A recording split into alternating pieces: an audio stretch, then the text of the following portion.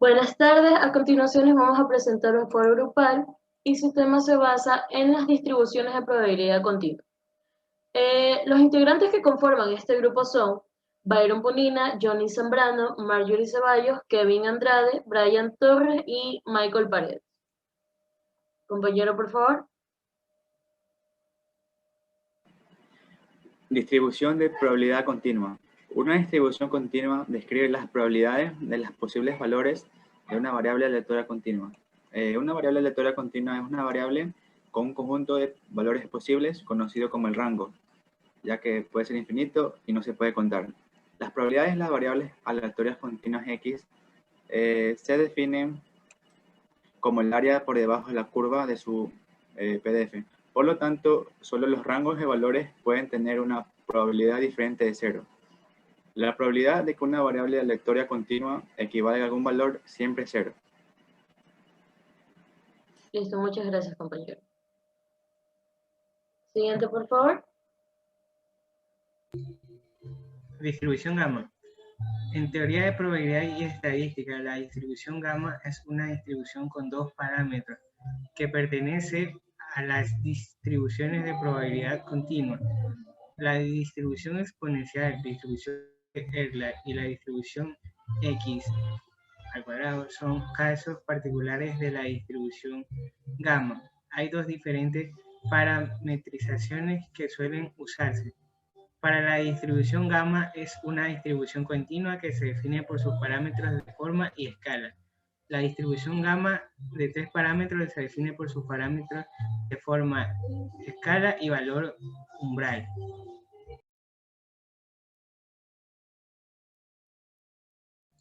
Distribución exponencial. En teoría de probabilidad y estadística, la distribución exponencial es una distribución continua que se utiliza para modelar tiempos de espera para la ocurrencia de un cierto evento. Esta distribución, al igual de la distribución geométrica, tiene la propiedad de pérdida de memoria. La distribución exponencial es un caso particular de la distribución gamma. A pesar de la sencillez analítica de sus funciones de definición, la distribución exponencial tiene una gran utilidad práctica, ya que podemos considerarla como un modelo adecuado para la distribución de probabilidad del tiempo de espera entre dos hechos que sigan un proceso de Poisson. Gracias. Listo, muchas gracias, compañero. A continuación, mi compañero Andrade. Bueno, voy a hablar sobre G cuadrado. El estadístico G cuadrado o Chi cuadrado, que tiene distribución de probabilidad del mismo nombre, sirve para someter a prueba hipótesis referidas a distribuciones de frecuencias. En términos generales, esta prueba contrasta frecuencias observadas con las frecuencias esperadas de acuerdo con la hipótesis nula. En este artículo se describe el uso del estadístico G cuadrado para probar la asociación entre dos variables utilizando una situación hipotética y datos simulados. Luego se describe su uso para evaluar cuán buena puede resultar una distribución teórica. Cuando pretende representar la distribución real de los datos de una muestra determinada. A esto se le llama evaluar la bondad de un ajuste, probar la bondad de un ajuste en ver en qué medida se ajustan los datos observados a una distribución teórica o esperada. Para eso se utiliza una segunda situación hipotética y datos simulados. Listo, muchas gracias, compañero. Siguiente, por favor. Yo voy a hablar sobre, pero ante todo voy a hablar sobre un ejemplo de G cuadrada. Dice el ejercicio. En una partida de rol se lanza 200 veces un dado de 4 caras, obteniéndose 60 veces el número 1, 45 veces el número 2, 38 veces el número 3 y 57 veces el número 4. Se puede aceptar a un nivel de confianza del 95% que estos resultados corresponden a un dado homogéneo. La solución es 1. La hipótesis nula será que el dado es homogéneo.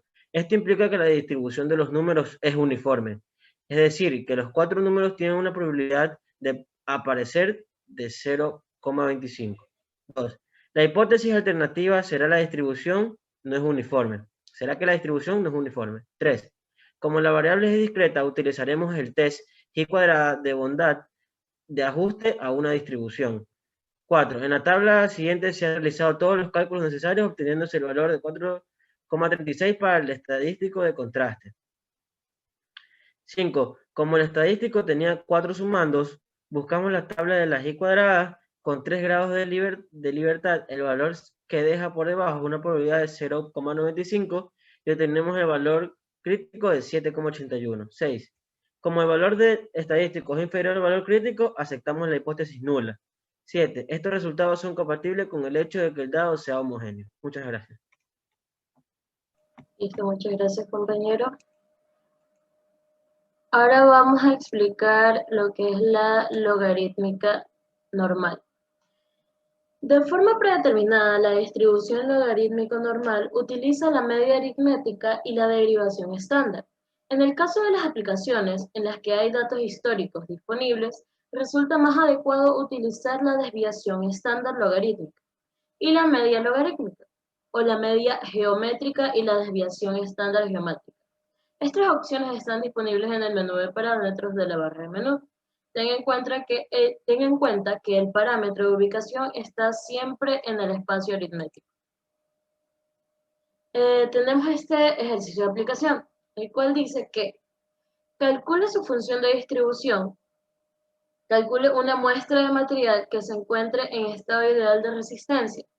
Si ésta se encuentra entre 0,5 y 1,5, si se consideran 10 muestras de materiales, ¿cuál es la probabilidad de que al menos el 70% de ellos tenga resistencia ideal?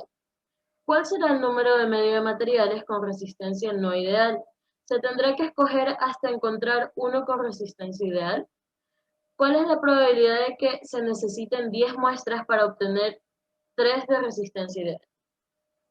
Y aquí podemos ver la resolución del mismo, aplicando derivadas y ecuaciones. Como un compañero no pudo estar en esta sesión, nos mandó su video del tema de distribución de probabilidad continua.